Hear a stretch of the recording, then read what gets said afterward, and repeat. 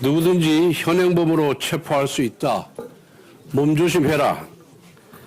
최상목 대통령 권한대행에 대한 이재명 대표의 공갈 협박이 선을 넘어도 한참 넘었습니다.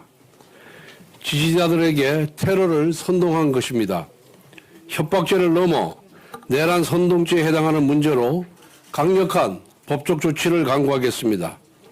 이재명 대표가 마음이 조급해지니까 형수에게 폐륜적인 막말을 쏟아내던 그 본성이 튀어나온 것입니다. 저는 어제 그 발언을 들으면서 이재명의 범죄 사건과 관련하여 이재명을 위해 충성을 다하다가 극단적인 선택을 하신 5분이 왜, 무엇 때문에 자신의 생을 마감했는지 갑자기 그 궁금해지는 이유가 무엇인지 잘 모르겠습니다. 그동안에는 여유가 있다고 생각했는지 중도 보수 운운하면서 점잖은 척 했는데 헌재 선고나 본인 재판에 대해서 어디서 뭘 들은 게 있는지 마음이 아주 다급해진 모양입니다. 오늘 마침내 최상목 대행에 대한 30번째 탄핵 절차를 개시하기로 민주당이 결정했습니다. 그런데 또 간보듯이 시기는 더 논의하겠다고 합니다. 탄핵을 할 거면 공갈 협박하지 말고 빨리 하십시오. 어디서 감히 국정을 상대로 인질극을 벌입니까? 거대 야당은 최상목 대행 체제 석 달 내내 탄핵한다, 고발한다, 체포하겠다며 공갈 협박을 취미처럼 일삼아왔습니다. 이제 와서 자기들 역풍을 걱정하는 민주당 의원들도 참 유선적입니다. 그동안 29번 탄핵을 남발할 때는 역풍 걱정은 안 했습니까?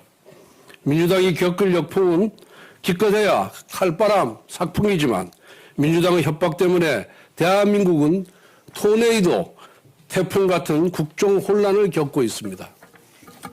생각해 보십시오. 세계 어느 나라 정부가 의회로부터 툭하면 탄핵에, 고발에, 체포까지 협박받는 권한대행을 외교 파트너로서 존중하고 대화해 주겠습니까? 여러분이라면 내일 당장 직무정지 될지도 모를 대행을 대화 파트너로 믿고 이야기를 나누겠습니까? 단언컨대 지금 이 순간 국정의 불확실성, 불안정성을 키우는 제1요인은 이재명 세력의 최상목 대행 탄핵 협박입니다. 헌재 축구합니다. 지금 또 한 번 대통령 권한대행이 탄핵 소추를 당할 위기에 처해 있습니다. 최상목 대행을 탄핵하게 되면 또다시 의결 정족수가 151석인가 200석인가를 두고 혼선이 발생하게 됩니다. 이게 다 헌재가 진즉에 내렸어야 할 한덕수 대행 탄핵 의결 정족수에 대한 판단을 내리지 않고 탄핵 심판 선고를 하염없이 늦추었기 때문에 발생하는 일입니다. 헌재는 최상목 대행에 대한 탄핵이 추진되기 이전에 지금이라도 당장 한덕수 대행에 대한 탄핵 심판 결과를 선고해서 국정 혼란을 해소해야 됩니다. 연금개혁에 대해서 말씀드리겠습니다. 어제 보건복지위원장과 여야 간사들에다가 조규홍 복지부 장관까지 모여서 논의한 결과 연금개혁에 대한 합의가 이루어졌습니다.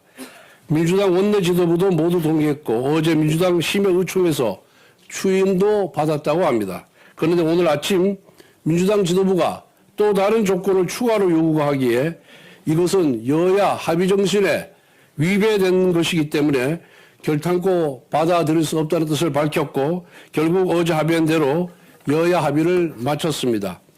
이에 따라 국민연금 보험료율을 기존 9%에서 13%로 인상하고 소득 대체율을 현행 40%에서 43%로 인상하게 되었습니다.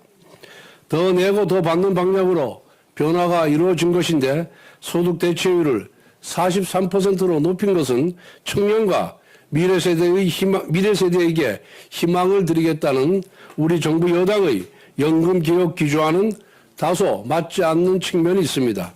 이에 대해 청년과 미래세대에게 송구한 마음입니다. 하지만 우리가 협상을 하지 않으면 거대 야당은 단독으로 더 심한 연금 개혁을 처리할 수 있었습니다. 그래서 이 합의안이 현재로서는 최선의 선택이었다는 것을 말씀드립니다. 그렇지만 앞으로 여야 합의로 안건을 처리하게 될 국민연금 특위에서 재정 안정화 장치 도입과 기초, 퇴직, 개인연금 등에 대한 종합적인 구조개혁을 논의한다는 약속을 관철시켰습니다. 앞으로 국민의힘은 연금특위를 통해 청년과 미래 세대에게 희망을 줄 수 있는 연금개혁 논의를 이어가겠다는 약속을 드립니다. 네, 지금부터 비공개로 진행하겠습니다. 언론인 및 보좌진 여러분의 협조를 부탁드립니다.